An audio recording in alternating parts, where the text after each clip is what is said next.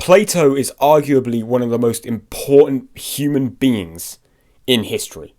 Like, so many ideas that we take for granted in everything from politics to Christianity, they come directly from Plato.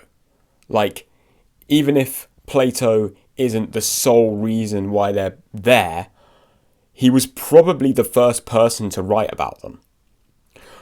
And, I might one day do a video about why he's so important. But today I want to touch on one of the reasons why he's so important that doesn't get talked about so much, which is his feminism. Most books will tell you that feminism kind of started off in the 1700s, picked up in the 1800s, and then became like a huge thing in the 20th century. But actually, most of the kind of central ideas of feminism can be found in Plato, which I just think is so interesting.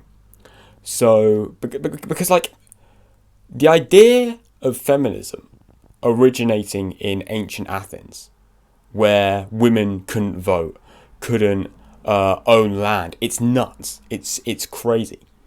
So in this video, I'm going to be evaluating whether Plato was or wasn't a feminist, because it's kind of a complicated issue.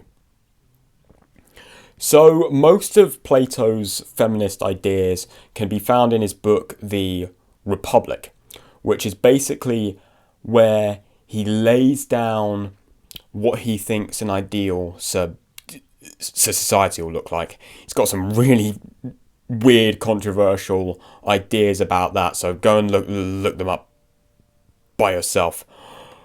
But one of his less weird, less controversial ideas comes from when he was asked whether or not women can rule just as well as men.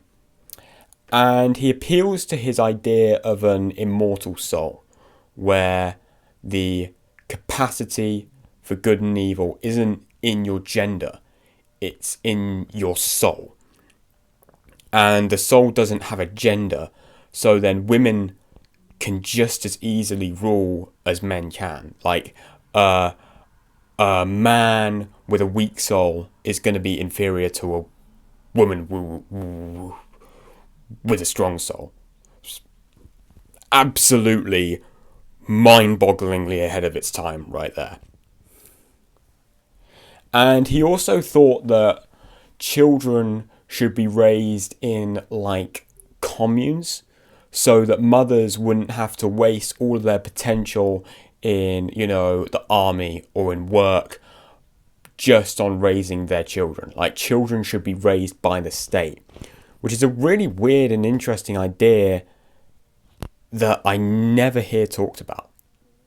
So there you go. He thought that women had an important role to play in society, and he thought that they could do it just as well as men. Like, feminist, right?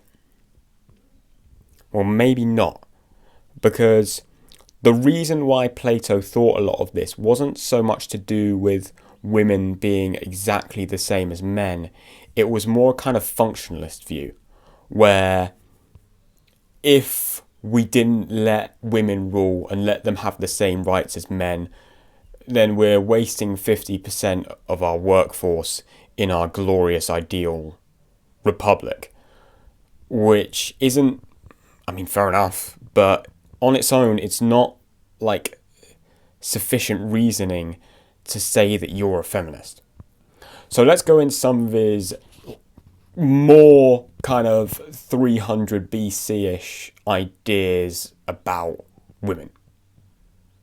It was 300 BC, wasn't it? Hang on.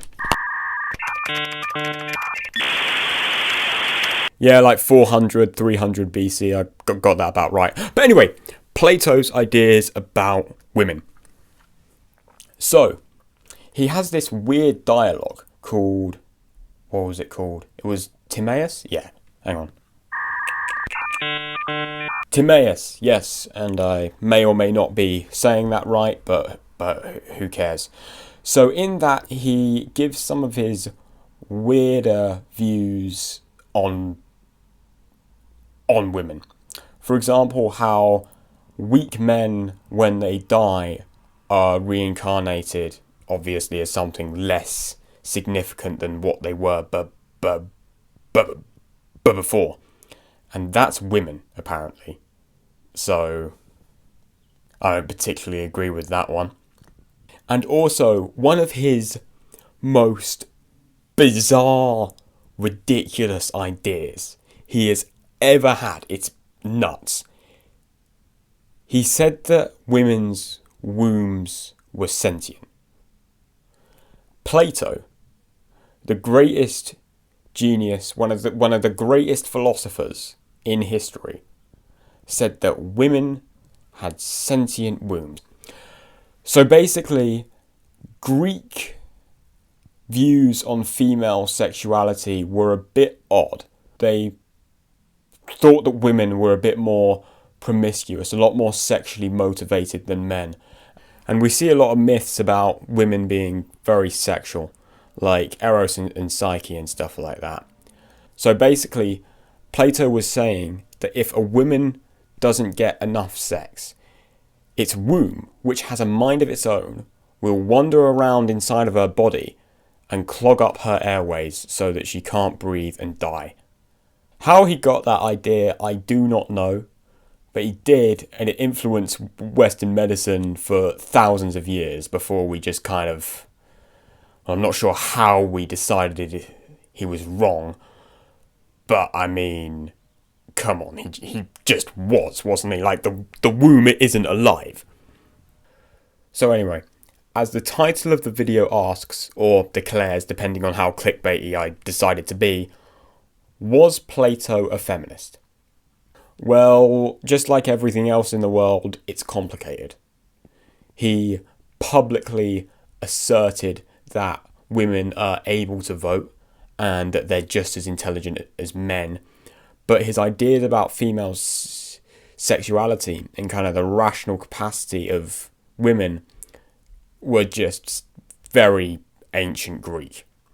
So, were his ideas massively ahead of his time? Yes, they were. But would he have been kicked out of any progressive circle that exists today? Yes, he also would have. Thank you.